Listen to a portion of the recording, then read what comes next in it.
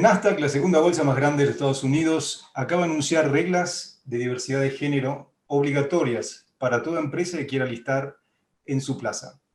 Por su parte, la empresa Lego lanzó hace unos días el primer set de bloques temáticos LQBT.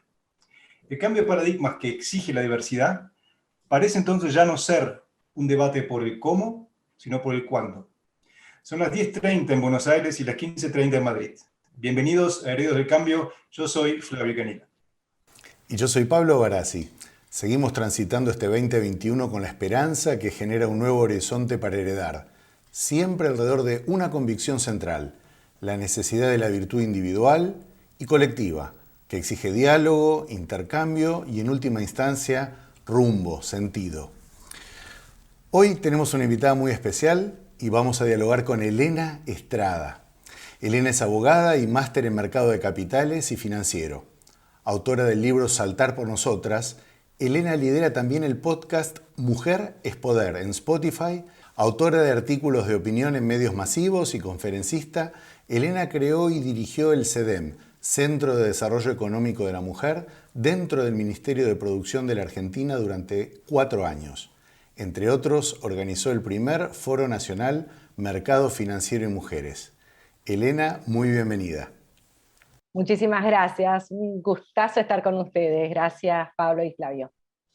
Gracias, Elena, también de mi parte. Y si te parece, arrancamos. A ver, en tu currículum dice que sos abogada, especialista en mercados financieros. Se puede decir que es era una vida un poco más cómoda, pero un día decidiste entrar al barrio de la política, si vos querés. ¿Qué aprendiste en ese camino? Bueno, fue en un momento que había mucha crisis no solamente económica, sino social en la Argentina, y empezó a haber un cambio profundo en el sentido de que desde los civiles, digamos, o el ciudadano a pie, ayudar con las ONG no era suficiente. Y no lo es. Las ONG yo creo que tienen un rol fundamental, intransferible si se quiere, pero son como de nicho, ¿no? De preocupaciones y ocupaciones de las cuales las políticas del Estado o no llegan a esa distancia o una cosa muy sutil o específica. Ahora, no podemos arreglar unas políticas sociales o económicas a través de las ONG. Entonces hay que ir a la sala de máquinas para que ande bien el barco, ¿no? Y la sala de máquinas muchas veces es la política, con todo lo lindo y lo bueno y lo feo que tienen las salas de máquinas, que son más oscuras, que estamos menos habituados, y creo que ese fue un poco lo que me pude dar cuenta que era por ahí. Muy de a poco, en realidad me di cuenta ya cuando estaba muy metida en la sala de máquinas, si se quiere, pero empecé con una fundación que fue G25, sigue siendo, que era tratar de que personas del sector privado asumieran responsabilidades públicas, ¿no? Ese era nuestro mensaje, y fue así como me fui adentrando en este mundo del hacer desde lo público. Y ahí en ese camino, en ese mundo, bueno, como es un tránsito, como te decía antes, ¿cuál fue, digamos, la mayor alegría y cuál fue el mayor desencanto? Porque uno entra evidentemente en un nuevo mundo con una cierta expectativa y todos sabemos que esa expectativa, la realidad después la cambia o por lo menos la adapta. Entonces, otra vez, ¿cuál fue lo que te sorprendió gratamente y cuál fue cuando dijiste, wow, esto no me lo esperaba? A ver, gratamente el día que me dijeron sí, entrás, fue uno de los días más felices de mi vida. Fue dar un salto a una etapa de mi vida que yo sabía que iba a crecer muchísimo, donde iba a volcar mi vocación de servicio, y fue maravilloso, eso sin duda.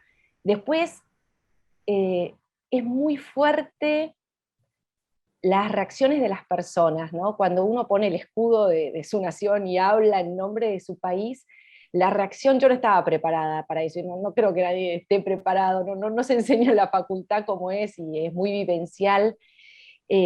La confianza que la gente deposita en uno, incluso yo no tenía un cargo tan grande, ¿no? Fui directora de una dirección nacional, pero así todo, la expectativa y la confianza que depositan las personas en uno es enorme, y para mí eso tuvo una parte como de mucho honor, de poder tomar esa confianza, y también lo malo, si se quiere, es la mochila. Yo durante 4 años, durante mis descansos, pensaba, podría estar haciendo algo más para honrar esa confianza. Siempre me sentí en deuda, desde el primer día hasta el último, y creo que así debe ser, ¿no?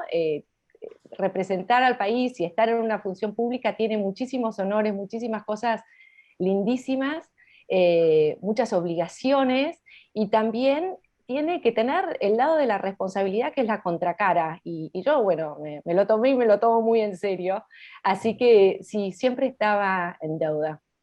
¿Sentís que diste todo, Elena? Sí, siento que di todo, la verdad es que sí.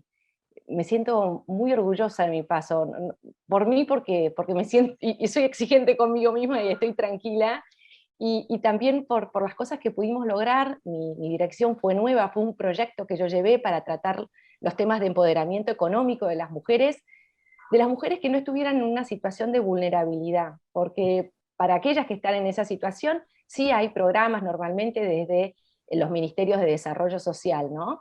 Pero después hay un montón de mujeres que no están en situación de vulnerabilidad económica o social, pero que tienen tanto para aportar a la economía y al crecimiento del Producto Bruto del país.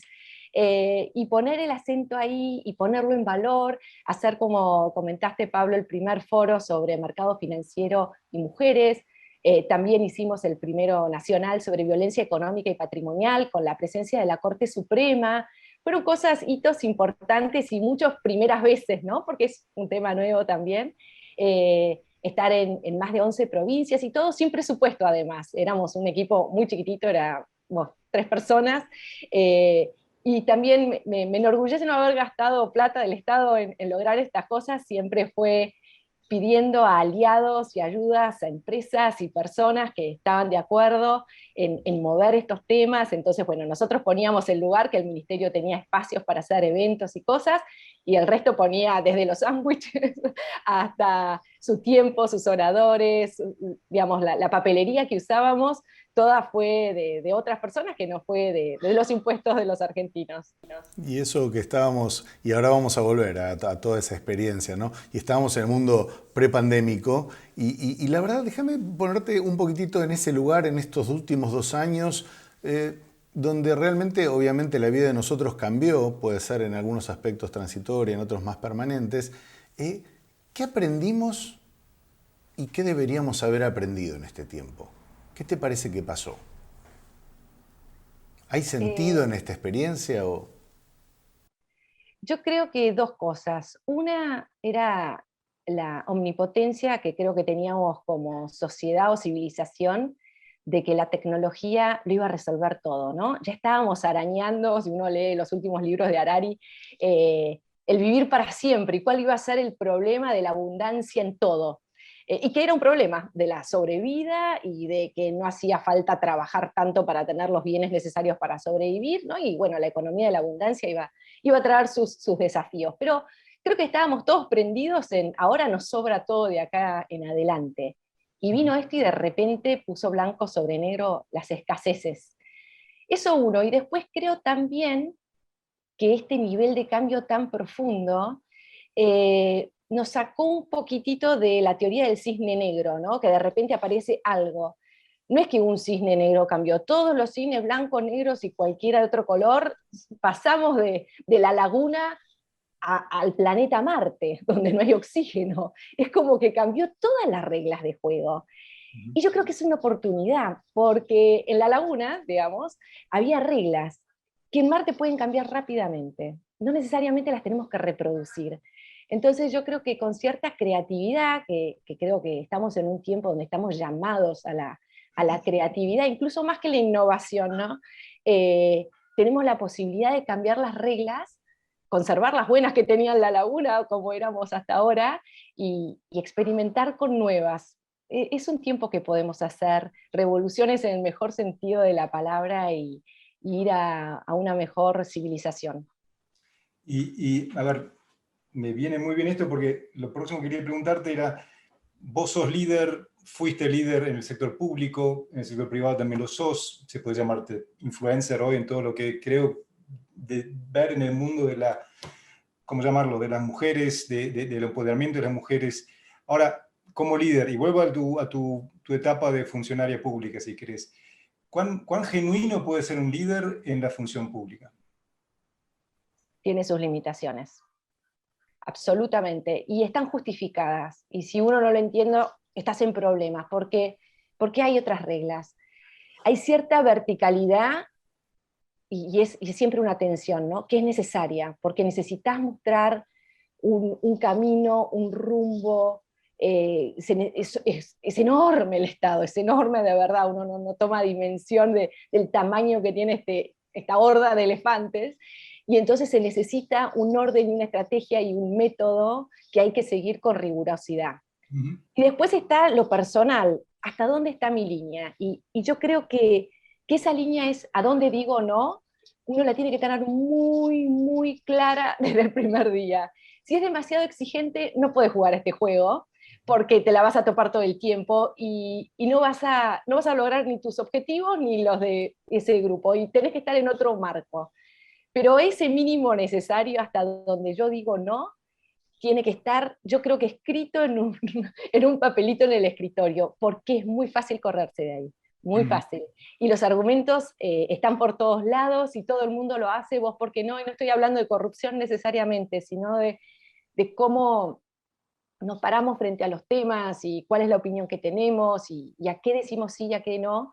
Yo creo que esos no, en la función pública sobre todo, los personales, tienen que estar escritos para uno, y cuando se tienen que atravesar o no puedes avanzar, correrte. ¿Y quién te, Es quién te correrte. ayudó ahí, quién te ayudó ahí a no perder ese norte? Una cosa es el escrito, otra cosa es el día a día, que creo que también aplica a lo que es el líder en el sector privado. En una gran corporación creo que tiene el mismo desafío, ¿no? Y yo creo que salirte del marco, y que es muy difícil, no, supongo que en lo privado también hacia esos niveles corporativos, pero en política hay mucho de grupo, ¿no? Y hay mucho de tribu, y sobre todo de hermandad de trinchera, porque estás con una misión. Entonces te pones mucho en ese ambiente de trinchera que es divino, a lo que nos gusta es bárbaro, vos andás, yo te curo, entonces, viste, hacer estrategias y cosas tiene como una emocionalidad muy, muy linda, y que estás haciendo una aventura a favor de los mismos valores que compartís, es muy fuerte. Eh, pero hay que poder salirse de la trinchera y tener una visión grande, y yo creo que en ese sentido vale la pena salirse totalmente, y siempre compartíamos con algunos del espacio, ir al teatro, leer poesía, salir a bailar, no es solamente charlar con amigos, sino realmente tener espacios donde se mueven neuronas muy distintas a las que están en el día a día. Y sobre todo de vuelta con puntos de vista como muy distintos, culturalmente distintos. Yo creo que eso hace un contrabalance con el ambiente de trinchera que te va llevando. Elena, con todas estas experiencias que estás contando, más toda la gente que has entramado, me resulta muy relevante como experto del tema el tema de, para vos, ¿existe tal cosa como el liderazgo femenino? Es todo un tema. A ver, liderazgo femenino, masculino, bien definido, digamos, académicamente, no es aquel que es realizado por una mujer o por un varón, sino las características típicamente masculinas o femeninas. Ujú. Entonces, puede haber un varón que tiene un tipo de liderazgo femenino, entre comillas, Trudeau, por ejemplo, que es un tipo de liderazgo más horizontal, donde la escucha tiene un rol muy importante, donde no siempre para llegar a, digamos, al destino elijo el lugar más rápido, sino el que tenga mejor propósito, incorporando a otros, y a eso se lo llama típicamente el liderazgo femenino. También hay mujeres líderes que ejercen un tipo de liderazgo hiper masculino, como se lo llama, ¿no? Con sus características, que de vuelta es mucho más vertical, hay muchísimo menos delegación de funciones, hay mucho menos escucha, digamos, es distinto y va a los objetivos, calculando menos los costos ¿no? en el camino. Entonces, vamos como civilización, yo creo, un tipo de liderazgo más femenino en ese sentido, pero no necesariamente, y esto es importante, por ser mujer vas a tener ese tipo de liderazgo, ni por ser varón te lo vas a privar. Es energético nomás. Tu libro se llama y se titula Saltar por nosotras. ¿Por qué? Se llama así porque yo creo que cada vez que una mujer hace un salto, y esto es animarse, ¿no? A pasar a una nueva etapa, a transformarse, a convertirse, a entrar fuera de su zona de confort, no solamente sale beneficiada a ella misma, sino todas las otras mujeres. No siempre porque abre un camino nuevo, hay muchas veces que eso sucede, pero somos ejemplos de otras mujeres también, y nos están mirando, desde nuestras familias más cercanas hasta nuestras amigas, y bueno, a medida que tenemos un perfil más alto, otras mujeres también. Entonces, me gusta el sentido social de abrir que cuando se nos acaban los argumentos, me animo, no me animo, el por nosotras es una, para mí creo que puede ser ese último empujoncito que a veces necesitamos. Vamos que para todas nosotras esto va a ser bueno que yo lo haga. Ahora, a ver, el tema de, sí, de género, de diversidad, de igualdad de género, de inclusión, son como tres ámbitos que nos están definiendo en este momento, no solo en la micro, sino en la macro también. Acá en Europa hay carreras políticas que terminan por haber hecho un paso en falso. Y hoy creo que ese trío define de alguna manera la excelencia de todo líder. Si yo voy al mundo corporativo y vos estás muy metido y sos consultora también y coach también de líderes del ámbito corporativo, ¿cuáles ves que son los problemas que tienen ellos para realmente poder moverse en ese mundo que hoy por hoy no parece ser nada claro? Digo, entre esos tres, en ese trío. Bueno, este es un tema que es un problema, porque nadie nació de un repollo, y son temas muy nuevos y que todos tocamos un poquitito de oído, pero nos falta como la seguridad de entender desde el léxico hasta qué quiere decir cada cosa. Si yo te pregunto, ¿sos feminista o no? Y a muchos nos ponemos en problemas porque ¿qué quiere decir? Y es importante saber qué es lo que quiere decir. Así es que saqué como un producto, si se quiere, que así como se tiene un media training, es un gender training, ¿no? Lo llamo mano a mano y es uno a uno con líderes, y en 1 hora y media tratamos muy rápidamente, vamos como muy ágilmente, sobre estos temas: qué es perspectiva de género, qué es machismo, qué es feminismo, lenguaje inclusivo, sí o no, y por qué encontré que este uno a uno era la forma más valiosa, además de por la falta de tiempo que normalmente tienen los líderes, y es porque se necesita un espacio de confianza y de donde no van a salir para afuera sus comentarios, de mucha privacidad, donde pueda ese líder decir sus objeciones que son políticamente incorrectas. Es fundamental, porque si no lo hace y sigue, digamos, todo lo políticamente correcto y hace, digamos, los cursos de capacitación con sus equipos, es muy difícil que ahí levante la mano y diga: a mí la verdad que me irrita muchísimo el lenguaje inclusivo. Bueno, hablemoslo. O es incorrecto porque no está totalmente o no está reconocido por la RAE. Bueno, no necesariamente eso lo hace incorrecto. Es como que vamos tocando distintos temas para que por lo menos lo pueda entender. Y eso es fundamental, porque una vez que se entiende, y la lógica de por dónde pasa y por qué es tan importante y por qué, como bien dijiste, no, esto no vuelve atrás, y si metes la pata con este tema, la reputación de la empresa y tuya personal, profesional, está en juego. Sí. De una manera muy, muy importante. Entonces, me parece que es importante, y ya te digo, después de esas sesiones hiperintensivas, cuando se entiende el tema, además, a mí es lo que más me motiva, son disparadores de entonces para dónde esa empresa va a empezar a implementar distintos tipos de medidas o de programas dentro de las empresas. Eso es lo que a mí más me motiva, de que haya más líderes formados en estos temas. Ya que lo nombraste, Elena, lenguaje inclusivo. Sí, no, ¿por qué? ¿Qué pensás? El lenguaje es una herramienta del ser humano, no es una cosa, digamos, objetiva, sino que es totalmente subjetiva, que se va creando. Y doy el ejemplo más burdo, que es como usamos en Argentina el vos, que por supuesto que del español era el tú, y es el tú. Y cuando se empezó a usar el vos, teníamos la misma crítica que se tiene ahora sobre el uso de nuevas palabras o de nuevos modismos. El lenguaje es algo vivo que va cambiando todo el tiempo. Los jóvenes inventan palabras, la tecnología pone palabras, digamos, es algo vivo. Después, a través de los años y largos años, hay que ver si esos conceptos nuevos, si esos modismos persisten o no. Cuando persisten, entonces se transforman en oficiales y se los reconoce algo que existe. Y cuando no, se caen por su propio peso. Entonces, si bien, como nos puede pasar cuando los jóvenes usan palabras nuevas y nos resulta como raro, extraño, y decimos, bueno, no, eso es de ellos, y a veces después los empezamos a usar nosotros, y de vuelta, cada tanto leemos en el diario que la RAE adopta una palabra que bueno, antes era como del lunfardo, bueno, ahí queda. Eso no lo hace ni bueno ni malo, es normal. Es razonable que hubiera aparecido algo en el lenguaje para tratar de compensar que el plural en el español es solamente masculino. Y sí, hay una razonabilidad, no es totalmente tirado de los pelos. Es la mejor manera usar con el la X, el arroba, digamos, los distintos mecanismos que se han utilizado. Puede ser o no, el tiempo lo dirá, no es obligatorio usarlo.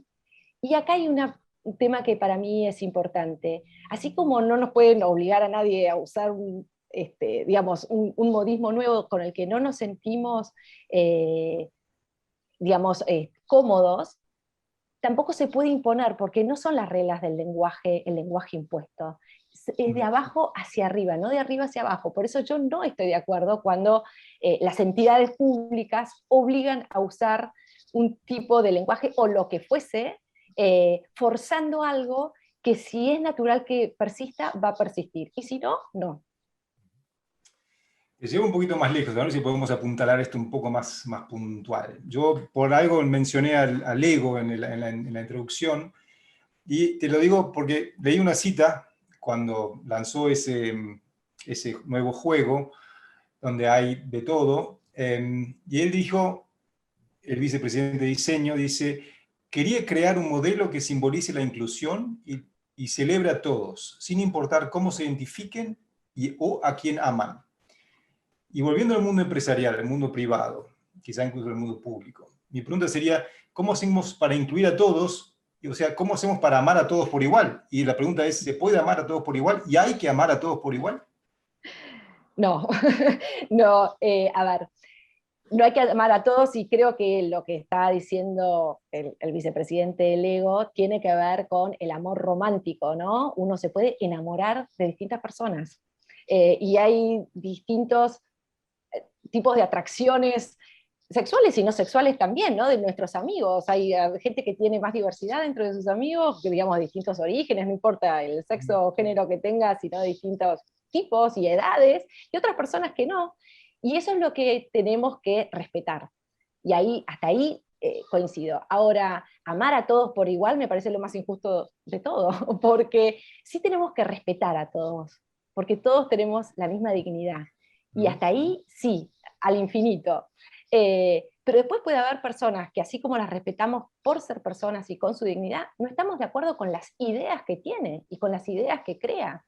Y no todas las ideas son lo mismo. Entonces yo creo que la tolerancia, el respeto es hacia las personas, pero no necesariamente hacia las ideas. No, no necesariamente, no hacia las ideas. La idea de la esclavitud es una mala idea, es una pobre idea.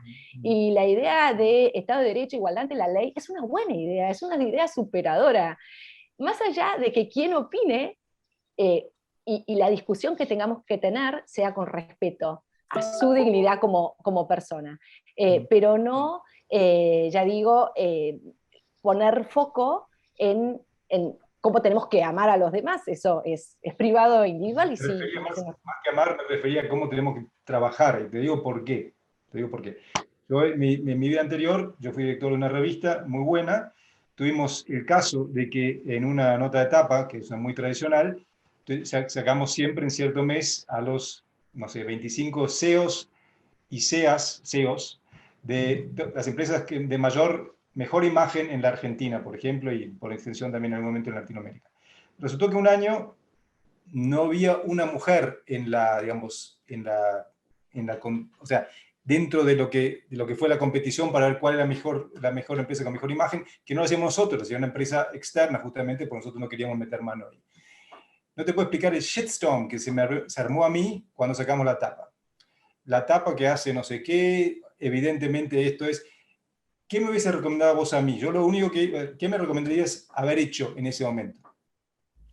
Bueno, no sé si a ver, es difícil, porque si uno querés medir, no sé, las empresas que más venden y son todos varones, bueno, son todos varones y el criterio que elegiste es eso.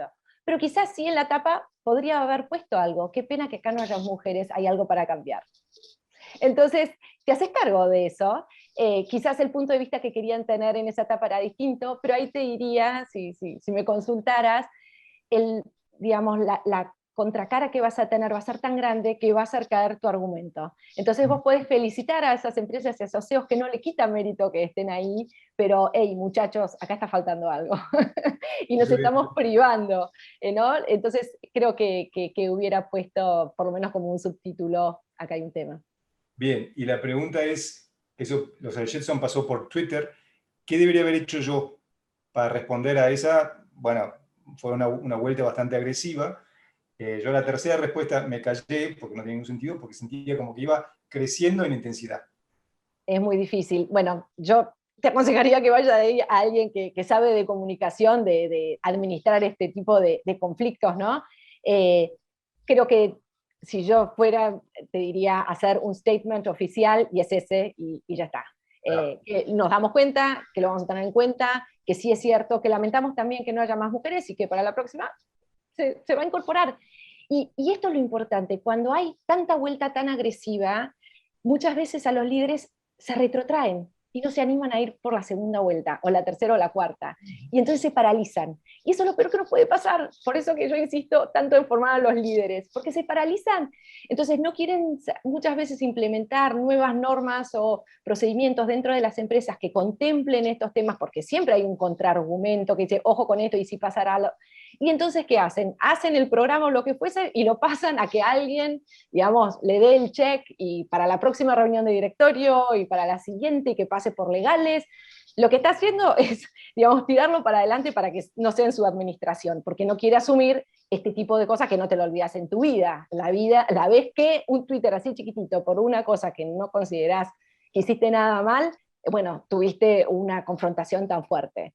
Entonces, eso nos frena, eso nos frena. Y por eso estamos frenados, digamos. Sobran las evidencias de que el empoderamiento de las mujeres, la igualdad de oportunidades económicas entre hombres y mujeres trae beneficios sociales, económicos, personales, está recontraprobado. Y así todo, no logramos avanzar al ritmo que se debería. Hay algo que nos está retrayendo y yo creo que un poco es esto, que como es un tema nuevo y hay errores en el camino cuando queremos ir avanzando, porque somos todos pioneros en este terreno, estamos, digamos, en colinas que no son conocidas, no hay un libro de procedimiento que si hago esto el resultado va a estar bien. Entonces muchos no quieren asumir el riesgo que implica porque, bueno, porque viene esta contra, pero bueno, de eso se trata, ser líderes del cambio, ¿no? Y ese tipo de liderazgo pionero, donde el líder tiene esa función indelegable, que es asumir el riesgo. Es lo único que el líder no puede delegar, que es asumir el riesgo. Y yo creo que si cree y entiende las bases, sobre todo de por qué y qué es lo que lo motiva, y que estos cambios son a favor de su organización, a favor de las personas, entonces va a poder contar con las herramientas para ir adelante aún con tropiezos en el camino. Ahí déjame justamente volver a saltar por nosotras, a Mujeres Poder. Elena, en este tránsito hacia un mundo pospandémico, desde lo que vos estás percibiendo en directo, ¿qué les está pasando a las mujeres y cuáles son los principales temas? A ver, si tuviera que sintetizarlo, diría que las mujeres jugamos en una cancha inclinada. digamos, midas por donde midas, acceso al trabajo, el gap que hay en los sueldos, las brechas salariales, trabajo informal, tiempo que le dedicamos al cuidado de la familia o cuidado de nuestro entorno. Siempre los ratios van a ser, digamos, más difíciles para las mujeres que para los varones. Y esto es jugar en una cancha inclinada, ¿no? Y se ven muchísimos aspectos. Entonces, ¿cómo poder corregirlo? Y es por dos lados. Yo creo que primero tomar conciencia de esa cancha inclinada, no solamente los varones, sino las mujeres. Hay muchas mujeres que han llegado a hacer un gol, digamos, con esa cancha inclinada y dicen, ¿cuál es el problema? Si yo pude, si yo hice la carrera, digamos, hice y nunca tuve ninguna dificultad.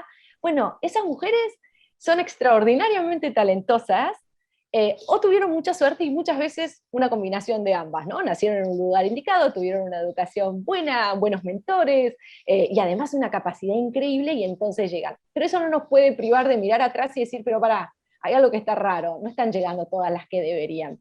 Acá hay una cancha inclinada, yo tengo una situación particular, especial, pero esa no es el promedio. Entonces no puedo hablar como si mi caso particular tan exitoso fuese el estándar, porque para las otras les acompleja más. Pará, si ella que llegó dice que cualquiera, el problema soy yo y no la cancha. Eso es un tema, la cancha inclinada. ¿Qué podemos hacer? Nivelarla, tomar conciencia y también cambiar algunas reglas del juego. Y esto creo que es lo que tiene que ver un poco con este cambio, esta pandemia, que creo que hay una oportunidad de mirar de vuelta las reglas, más allá de la cancha inclinada o no, y ver si podemos cambiar algunos paradigmas que tenemos, como el poder como un juego de suma cero, donde uno gana, el otro pierde, y abrir más el capítulo de la colaboración como un propulsor que nos beneficia a todos. Excelente, muchísimas gracias. Y ahora, todo esto, Flavio, ya sé para dónde vas a preguntar para el lado de todo esto, es un complejo set de cambio de mindset y de modelos mentales. Y Flavio, voy a hacer de Flavio unos instantes, Elena. ¿Cómo se hace esto en un mundo que solo parece dispuesto a respuestas simples, cosa que es verdad?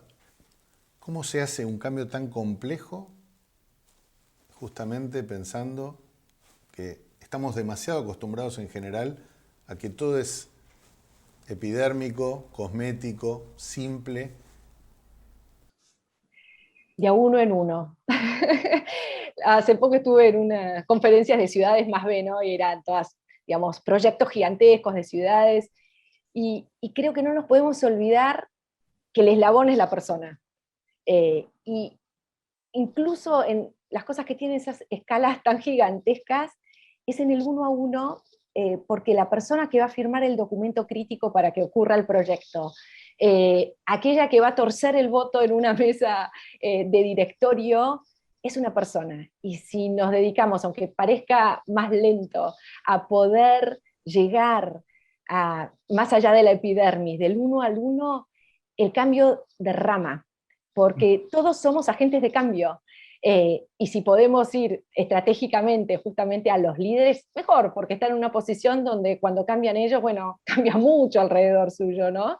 Entonces, yo creo que ir en el uno a uno y no olvidarnos que la unidad básica y la más importante es la persona, ahí y trabajarlo ahí, lograr tener esa hora solamente con esas personas y poder tener una conversación muy ágil y profunda a la vez, es la que puede revertir paradigmas que están muy trabados desde nuestra niñez. Eso también lo tenemos que saber. Están trabados y, digamos, acementados desde aquel entonces. ¿Y te parece que el tema del género está como quitando espacio a otros temas? Eh, no sé, qué buena pregunta. Creo que hay algunos temas que están conviviendo. El de género en este momento creo que llama la atención porque, bueno, las mujeres se han retrasado en Estados Unidos, lo tienen muy medido, cuántas mujeres por la pandemia se han retirado de la fuerza laboral, ¿no? Porque al estar ocupándose de los chicos en la casa, que eso fue el cambio brutal que hubo, más que trabajar desde la casa, es con los chicos, porque sin los chicos es más fácil, digamos, hasta más cómodo muchas veces. Con los chicos cambia todo, porque no es solamente que te interrumpen, sino que tenés que hacer su escolaridad al lado de ellos. ¿Cómo podés trabajar con un chico de 4 años y de 7? No, yo no lo sé hacer, y aquellas que lo han hecho son mis heroínas totales y absolutas, y tenemos mucho que aprender de ellas, ¿no? Pero bueno, ha llamado la atención el tema de género por esto, porque se ha visto un retroceso, y el nivel de exigencia que tenían sobre todo las mujeres en altos cargos directivos, que dijeron, no vale la pena el estrés al que estoy sometida, de tener que contener a todos mis equipos de trabajo, más mi familia, no puedo, y llegan a un burnout, ¿no? Que realmente el grado de estrés es tal que dicen, me bajo de la carrera. Y se han bajado mucho más mujeres líderes que varones, muchísimo más. Entonces ahora es como que tenemos que reponer mucho camino que allá habíamos andado, y eso es una pérdida. No sé si eso ha privado otros temas. Eh, Nosotros muchas veces hemos detectado, Elena, por ejemplo, que los temas de enfermedades y limitaciones físicas, el tema de la diversidad en lo multiedad o transgeneracional, lo multirracial, lo multicreencia religiosa, ha ocupado y tiene que ocupar un espacio también importante, y me encanta lo que estás contestando. Sí, hay una parte situacional y una parte estructural, ¿no es cierto? Porque realmente diversidad no es solamente género, es tal cual lo que dijiste. bueno, yo creo que, de vuelta, que lo que nos van a exigir nuestros nuevos tiempos es la creatividad, para de verdad romper moldes y estructuras que tenemos muy profundamente en nosotros. Y para eso la diversidad es nuestro mejor amigo, porque todos tenemos algo que se llama homofilia, que nos gusta lo que es parecido a nosotros. Normalmente nos hacemos amigos, digamos, y establecemos buenas conexiones rápidas con personas que hablan nuestro idioma, que tienen más o menos nuestra misma situación socioeconómica, porque nos entendemos rápidamente, y ni hablar si piensan como nosotros, ¿no? Cuando escuchamos a alguien que dice nuestra idea, decimos, qué genio esta persona, porque coincide con lo nuestro. Y nos es mucho más dificultoso hablar con alguien de una cultura completamente distinta, de una historia de vida completamente distinta.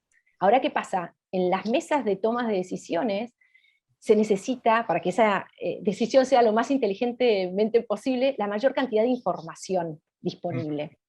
Cuando somos todos iguales, compartimos el mismo tipo de información, el mismo tipo de vivencias. Entonces, si nadie en la mesa pasó por pobreza de verdad y estar preocupado por qué como mañana, si nadie en la mesa tuvo la experiencia de tener que emigrar por una situación que no fue elegida, si alguien en la mesa no padeció algún tipo de discriminación o lo que fuese, me está faltando esa experiencia en la toma de decisiones. Y entonces esa decisión cuenta con menos información y va a ser menos inteligente que aquella que tenga más información. Por eso tenemos que combatir conscientemente nuestra homofilia y bancar o soportar, si se quiere, la dificultad que tenemos en conectar con personas muy distintas de verdad, que hasta nos cuesta el idioma, que nos cuesta entender de dónde viene, cuál es su punto de vista. La mente es perezosa y le gusta los caminos cortos. Tenemos que luchar contra ese hábito, y tomar conciencia de esa lucha de romper nuestros propios hábitos es, bueno, lo que marca la diferencia. Pablo, todo tuyo. Yo a mí me gustaría hacer un pequeño zoom out, y ya estamos promediando, porque realmente es un placer conversar con Elena. En toda la región va a haber en este año, en el próximo y digamos más allá de la pandemia, elecciones. Hay un descrédito muy fuerte hacia todo lo institucional. ¿Qué te parece que necesitamos para que las personas vuelvan a creer en las instituciones? Qué difícil. La verdad que ese es un tema bien complicado.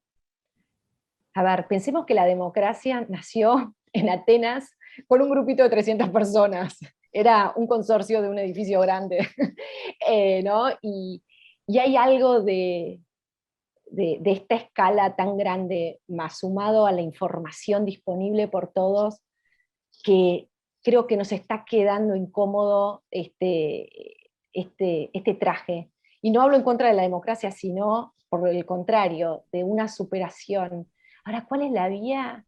Es bien difícil, porque conseguir el voto muchas veces digamos, cuando pasa a ser lo central, voy a preguntarle a la gente a qué votaría y en eso me transformo. Y es bien delicado ese tema, es bien delicado. Hace poco escuché una política que decía uno tiene que hacer campañas dispuesto a perderlas. Me encantó, qué fresco. Dispuesto a perderlas, pero no a romper sus creencias, no esta liñita que decíamos del no. Creo de vuelta que hay una oportunidad, un nuevo tipo de liderazgo, y yo estoy ansiosa por verlo surgir, de la juventud. Me faltan líderes jóvenes en política. Me pasa un poco eso, como que se está avejentando, ¿no?, el liderazgo en algún sentido. No tengo problema con que sean los mismos, pero sí digo, ¿dónde están los jóvenes rebeldes? No sé, pienso en los años 60, ¿dónde están aquellos que proponen ideas a veces un poco locas, pero bueno, que se pueden acomodar y pueden llegar a entrar? Quizás no se sienten atraídos porque está tan rígido el esquema de cómo es estar y pertenecer, ¿no? Eh, no tengo una solución clara, pero también sin instituciones que cada vez son menos, cada vez son menos. Antes teníamos un montón y la credibilidad que tenían, y no solamente en política, también en el tercer sector, en lo religioso, digamos, hay mucho menos contención en distintas instituciones, y dependemos cada uno más, uno de cada uno. No tengo una solución a eso. Creo que si algo, si puedo decir una puntita, mi experiencia por lo menos es que cuando uno es auténtico y verdadero y viene desde un lugar eh, positivo y sin especulación, del otro lado se nota. Y eso en política es oro. Y del otro lado se nota. Y yo no sé por dónde se nota, pero es así y repercute enseguida. Entonces, que esas personas salgan a la luz sin temor sería maravilloso. Me llevaste vos, ya casi saliendo ya de nuestra charla, en tu Instagram, en tu cuenta de Instagram, hay una solapa que creo que dice algo así como inspira o inspiradores o algo así. ¿Quién inspiró a Elena, o quién inspira a Elena Estrada? Hoy. Soy una gran lectora, leo bastante y mucho y distinto.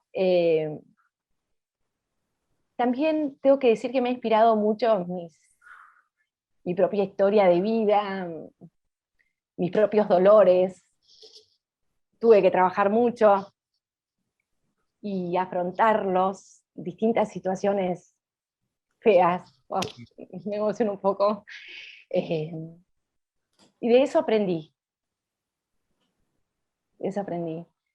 Y creo que animarnos a atravesar dolores y derrotas en algún sentido nos permite conectarnos con los demás.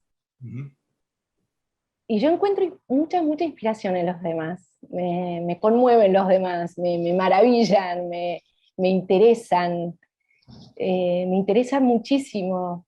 Y creo que realmente todos somos una caja de tesoros, solamente que hay que ver. Y una vez que tenés el ejercicio de esa visión, de ese huequito, y me encanta, por ejemplo, esto hacerlo con los líderes, ¿no? Y hasta por Zoom, pero llego a ver ese tesoro, esa conexión humana, y es mágico cuando sucede, y es único. Entonces, me puedo conectar con eso y lo dejo fluir, y bueno, esa sección de ellas inspiran son frases de mujeres, todas son mujeres, frases motivadoras y bueno, que realmente inspiran a otras mujeres, porque esa cuenta de Instagram, vos me dijiste, soy influencer, no lo soy en el sentido estricto porque no se trata de mí, no vas a ver mucha información mía personal, ni de mi modo de vida, ni nada de eso no está, sino que las protagonistas son las mujeres que siguen la cuenta y es a su servicio. Ese es el sentido que tiene, no gano plata con eso, ni pretendo ganar, ni vendo nada por ahí, sino que fue la forma que yo encontré de volcar mi vocación de servicio público desde un lugar de enorme caudal. Y así fue como empezó y por suerte tuvo linda repercusión y me vuelven cosas divinas, así que bueno, ahí sigo y veremos a dónde lleva el tiempo. Última, Elena, última. Un gran pendiente. Algo que vos digas, todavía yo quisiera. Eh, Siempre mis trabas en todas las etapas que voy teniendo es de soltar. Hubo una mujer política que una vez me dijo, si vos querés entrar en esto, y esto es el servicio público, no necesariamente la función pública, tenés que tirar tu reputación a los perros. Yo dije, no, ¿cómo? No, lo último que quiero perder es mi reputación, ¿no? Y creo que en eso hay un poco del sentido de quemar naves, que a mí me gusta y me apasiona ese punto de vista.